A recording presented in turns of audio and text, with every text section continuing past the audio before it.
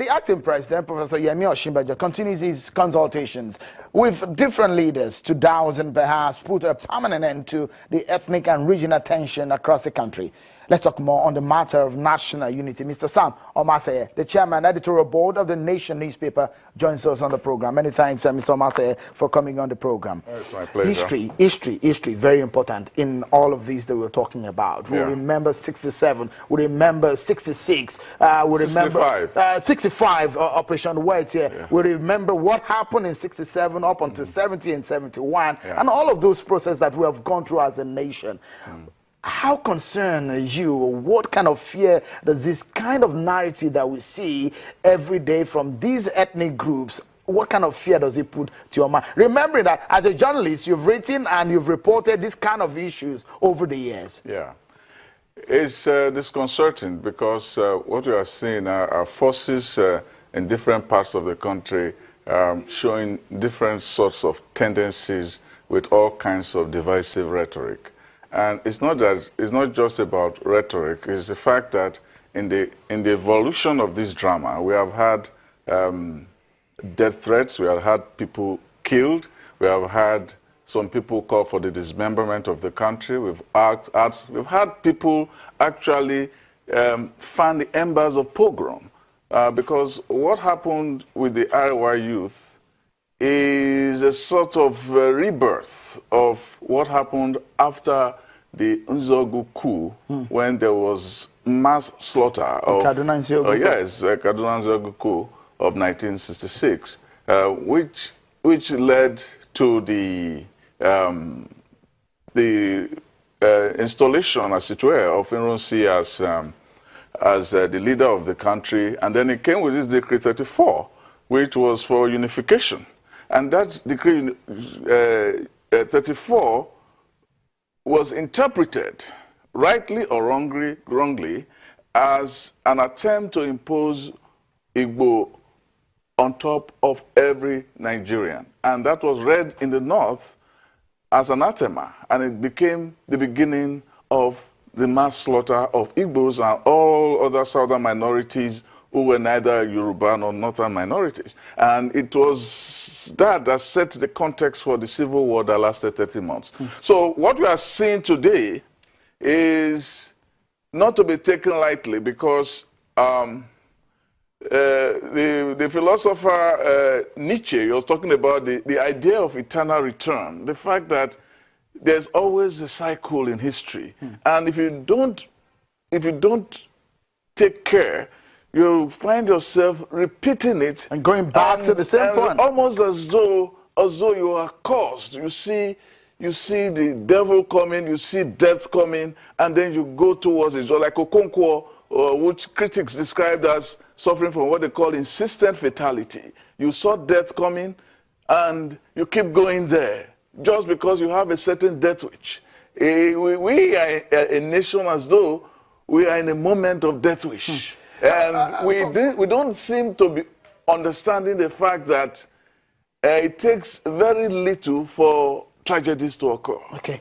We look at the dimension in all of these whole matter, and you have said, like we're moving in circles. We've seen this before, and when these kind of rhetorics are coming up, this kind of narrative are coming up again, what exactly should be done? Some people say, this is the time that we really need a sovereign national conference. Some say, look, we do have a report that we need to consider, and the southern leaders, the Afenifere, some Igbo leaders also met, South leaders met, and they said they're giving the federal government till October the 1st to consider the implementation of the 2014 confab. Do you think that's the right way to go? I think, first of all, we have to douse the tension. There's a sense that there's a disconnect, even in spite of all of the tempest, or even a graduation of the tempest that we're having here, that there's a disconnect between the rampaging youth and the elites in the southeast and also in the north. You imagine that when the Arewa youth came with their threats, or ultimatum, whatever you want to characterize it, the governor of Borno and the governor of Kaduna condemned them outright. But you see, that no arrest has been made, in spite of the fact that calls have been made for the arrest. And Nnamdi Kanu in his own case and his people were arrested. Now the question is that even today, the news says that the same El-Rufai who said that they should arrest these guys is meeting with them. So there is a sense that the elite are even intimidated by this rampaging perhaps youth. there is a support base for some of the youths. Exactly. There is a support base that nobody, neither in the East nor in the North, wants to tamper with. And that shows that there's a fragility in the nation, which the mere consultation between the acting president and the elites cannot really take care of. Because the problem is much deeper, much visceral, much emotional in context. Mr. Omatseye, Yes. if you will summarize the problem that you say is deeper, how would you put it if you put it in a sentence? Is disenchantment with the Federation. Simple. Simple. But as it stands now, a lot of people have debated, people are still debating about the veracity of the federalism that we operate. Exactly. That is an illusion, and of course it looks so much so because from my understanding of what federalism, if you go to South Africa, to Australia, to Canada, to even to the United States, some of these things that we say we copy, our own federalism looks so much like an illusion. Yeah, you can say that you have a right to define the federalism the way you want it.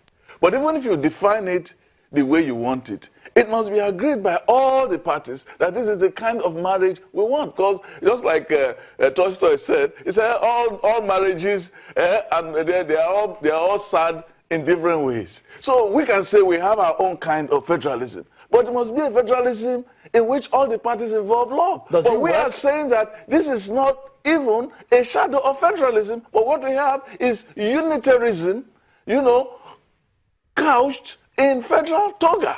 That's why what we have is center. You have a center that is heavy, lopsided, and is ethnically rigged against the other regions, especially in the south. So what they are saying is that, yeah, we want to live together, but let us live together on terms that can work for all of us. Mr. Omatseye, from my own knowledge and what I know, what I've seen and read in history, this kind of situation that brings tension across a union, what are the best ways, or what is the best way to resolving this kind of issue? Sitting at a table? Because we have a constitution that is like a problem also, because if the constitution does not permit you to do all of those things, you cannot go ahead. Exactly. You see, constitutions are great. But constitutions are a reflection of the thinking of elite at a particular time. But constitutions are supposed to be living documents that are just. The United States Constitution, they say, well, we will keep making it up as we go along. So you have so many amendments along the line. When you have a situation like this, where the tensions have risen, all you need to do is to let the various leaders come together and say, well, this is what we are doing. And you have to also make sure that you are in touch with the rampaging forces underneath. A sovereign national conference, is that what you're talking about? We have used the word sovereign national conference. We've never had one. We have never had one. But the question is that a solution? But the question is, it is not that you should have a sovereign national conference. The question is, we have to first in our hearts agree that we really want it. The minute we want it, it will not matter whether we have it, because the soul itself is already in it. The point is that our soul is not in that conference. Let me put you on the spot as we round up now, Mr. Omatseye. If you were to be the president of Nigeria right now, just in 30 seconds, what would you do to stop this tension right now? First of all, I will ask all the leaders of the various groups to stop their hypocrisies and go down to the very grassroots and speak to them. As we speak now, the elites in both the southeast and southwest are afraid of the rampaging youth. And until we do that and come to terms with what is going on, and that means that the elite in the north must understand that what is going on in the southeast is not so much a cry for secession, but a cry for understanding. And that the elite in the north, you understand, and the elite in the east ought to tell those who are making noise in Biafra, Nnamdi Kanu and their cohorts that the whipping up extremism is going to be answered by more extremism. Mr. Sam Omatseye, Chairman, Editorial Board of the Nation newspaper. Always a pleasure talking to you. Thank and the you. Benefit of your experience as a senior journalist and, of course, writing for the Nation. Many thanks for coming on the program. But before we go, let's talk about history. As far behind as it may seem, history as a way of finding its way back to us. Even our present day events will change and shape the future. But should we then fail to talk about our past so we do not touch healing wounds and not to remind people how they got their wounds? Some of the worst events in history led to better events that made America stronger. Yes, of course. The Great Depression of 1929 to 1932, for instance, the racial abuse and the struggle. The Roman conquest established Britain as a European nation. The battles of 1066 decided which Europe it will belong to. The Rwandan genocide is documented and talked about not only by Rwandans. Let's reconcile today with our history. That's our take. Let's make the best of our history. Many thanks for being part of the show. I'm Sean Kimale. Bye for now.